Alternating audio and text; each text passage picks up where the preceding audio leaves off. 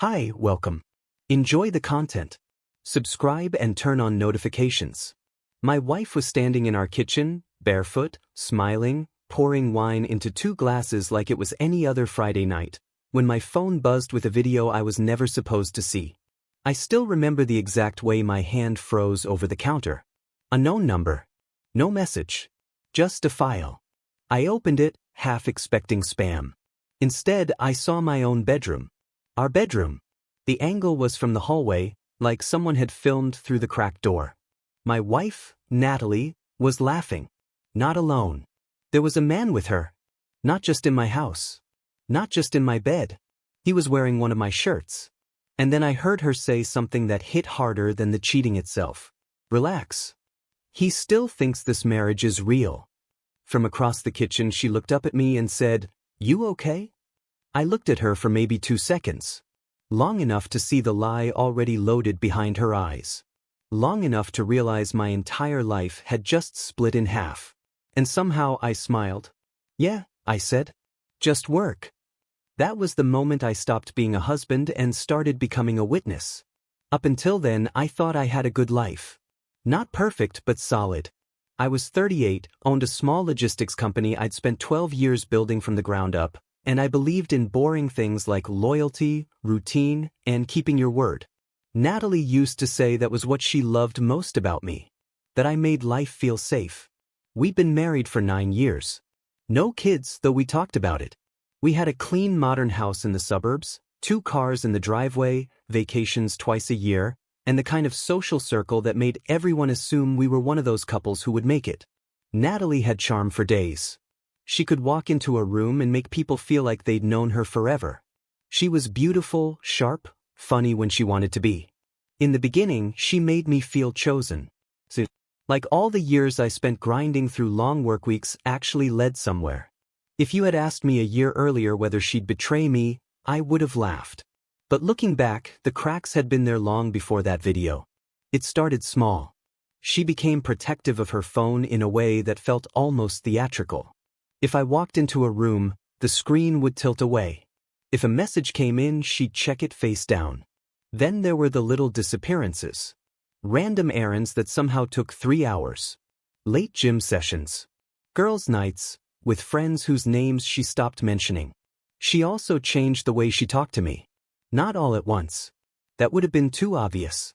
At first it was just irritation. Then contempt. The kind that slips into everyday moments.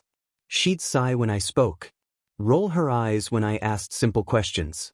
Start arguments over nothing, then act like I was unstable for reacting.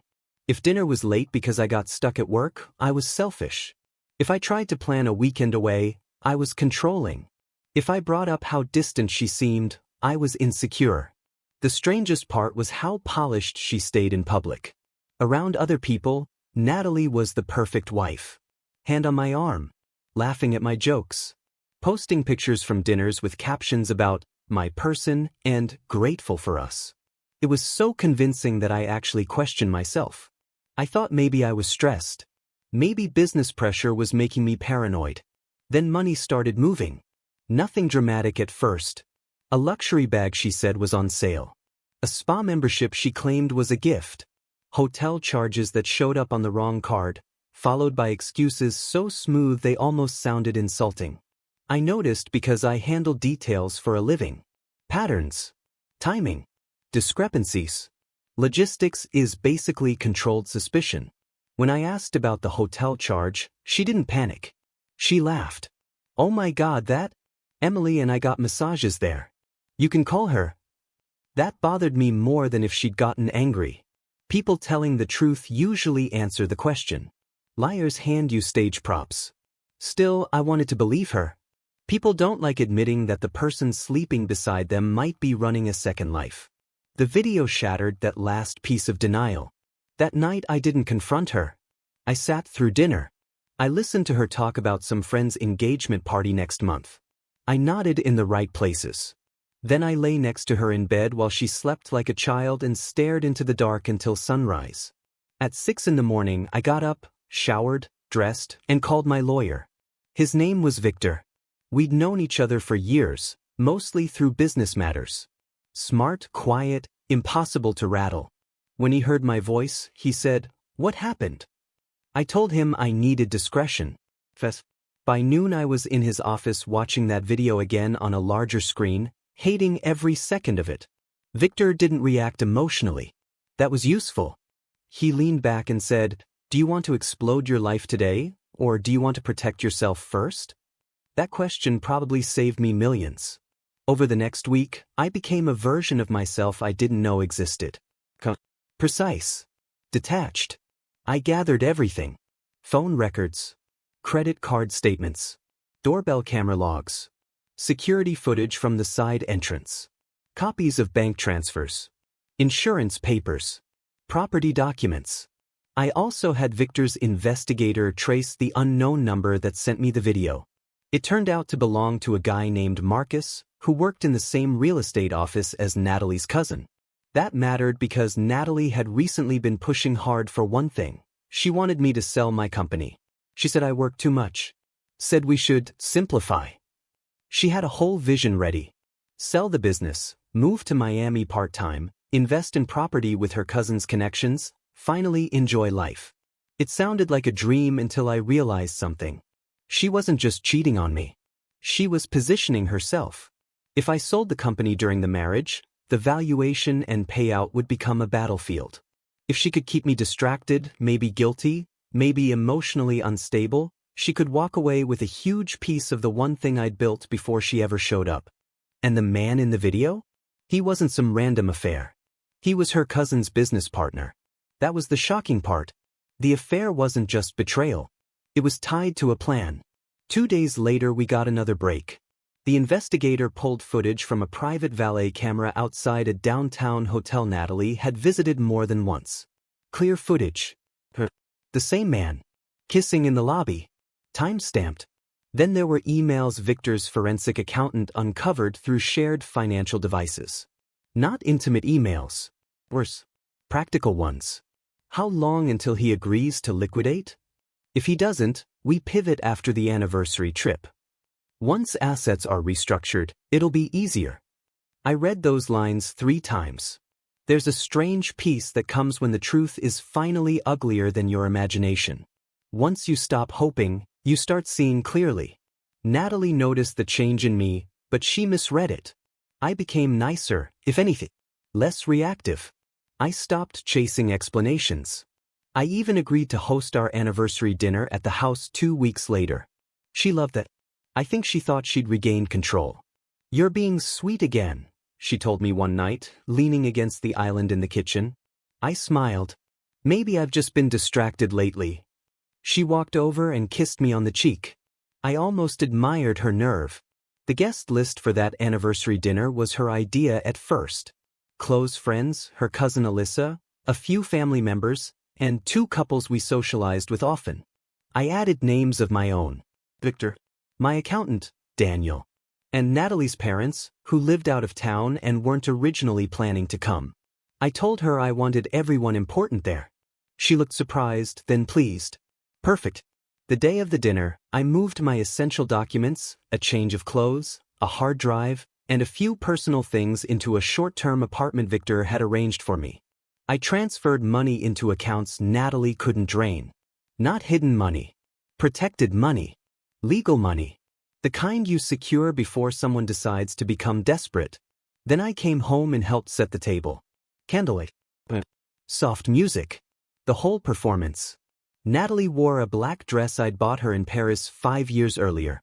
She came downstairs looking radiant, confident, almost glowing. She thought the night was about celebration. Maybe manipulation. Maybe sealing whatever game she'd been playing. Guests arrived. Laughter filled the house. Glasses clinked. Her cousin Alyssa kept giving Natalie these tiny knowing looks that made my skin crawl. Marcus arrived late, pretending he'd only been invited through Alyssa. He shook my hand like he'd never touched my life. I let it all breathe. Dinner moved along. Source. Toasts. Jokes about marriage. Natalie even made a speech about weathering life together and choosing each other every day. People actually teared up. Then she raised her glass to me and said, "To the man who built everything we have." That was my cue. I stood up slowly, holding my own glass. "I'd like to make a toast too," I said. The room quieted. I started softly. "I thanked everyone for coming. I said marriage teaches you many things. Trust, patience, sacrifice. And then I said sometimes it teaches you who was acting the entire time." Natalie's smile faltered just a little. I reached into my jacket, pulled out a small remote, and clicked it. The TV behind the dining area lit up. First, a paused frame from our hallway camera. Then hotel footage. Then a screenshot of the email about liquidating my company. Then the video from my bedroom. No music now. No laughter. Just silence so hard it felt like pressure in the air. Natalie went white. Marcus stood up so fast his chair scraped the floor. "What the hell is this?" Alyssa snapped. I looked at her. "Evidence." Natalie found her voice first. "This is insane. You're spying on me?" I almost laughed. That was her instinct. Not apology. Not denial of the affair. "No," I said. "I was married to you. That was the mistake. Everything after that was just discovery." She turned toward the room, shaking her head. "This is taken out of context." "Great," I said.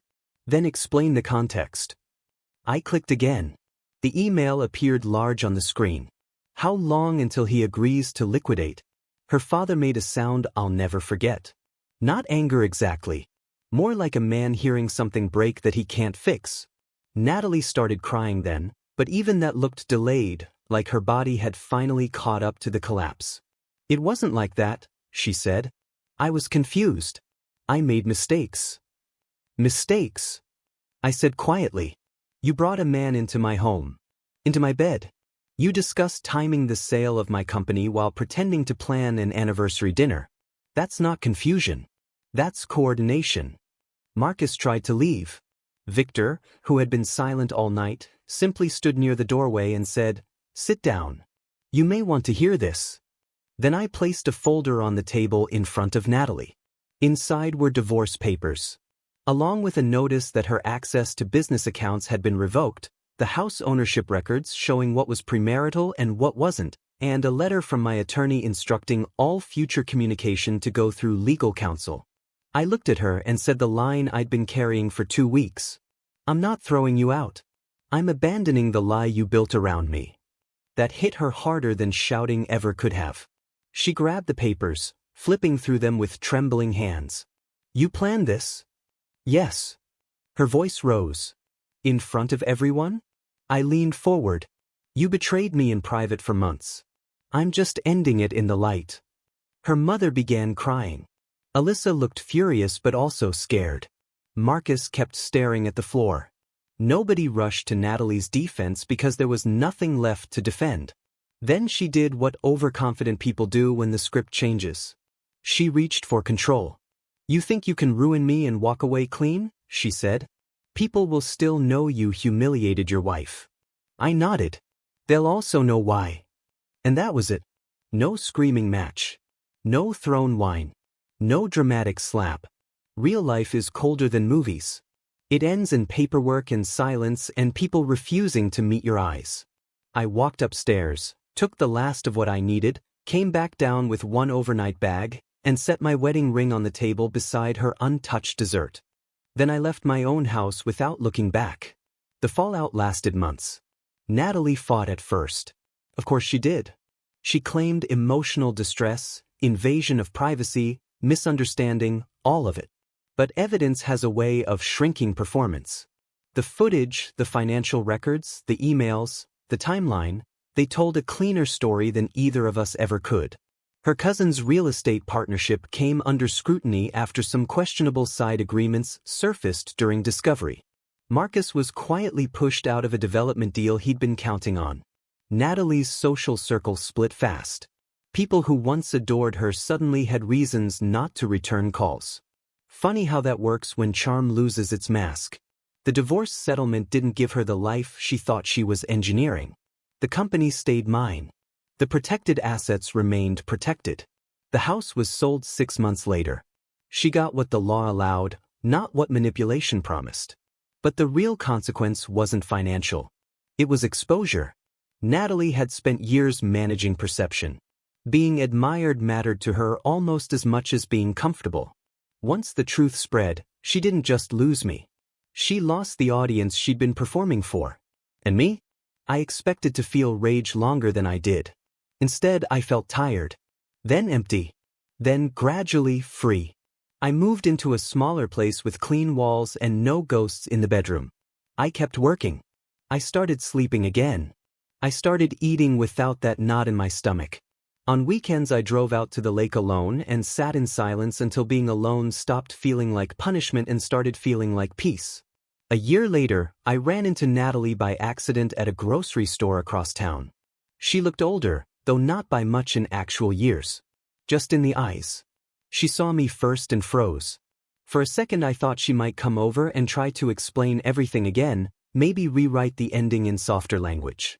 She didn't. She just nodded once. And I nodded back. No hatred. No scene. No need. Because by then, she was no longer the woman who betrayed me. She was just someone who did. That's the difference healing gives you. It removes the poison without erasing the lesson. People ask sometimes what hurt more, finding out she cheated or learning she had a plan behind it. The truth is, the cheating wounded my heart. The strategy insulted my soul. But in a strange way, that second part helped me survive. If it had only been passion, weakness, or one bad decision, maybe I would have wasted years trying to understand it, trying to forgive it, trying to fix something rotten at the center. But once I saw the calculation, the greed, the arrogance, the certainty that I was too trusting to notice, something inside me locked into place. I stopped mourning the marriage I had. Because I realized I never actually had it. What I had was faith, offered to the wrong person. And once I understood that, walking away didn't feel like losing. It felt like returning to myself.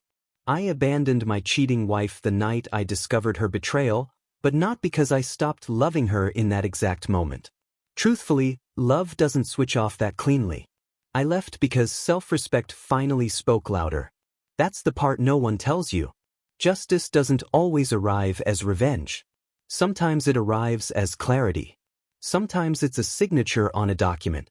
Sometimes it's a locked account, a quiet exit, an empty seat at a dinner table where a liar expected one more toast. And sometimes, the strongest thing you can do is not destroy the person who betrayed you.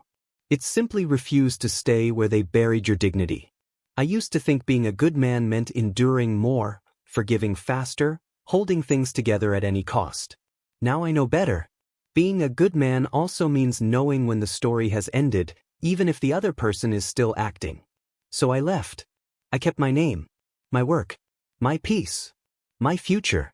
And for the first time in a long time, that was more than enough. Thank you for watching. If you enjoyed the story, don't forget to subscribe and turn on notifications so you don't miss the next one.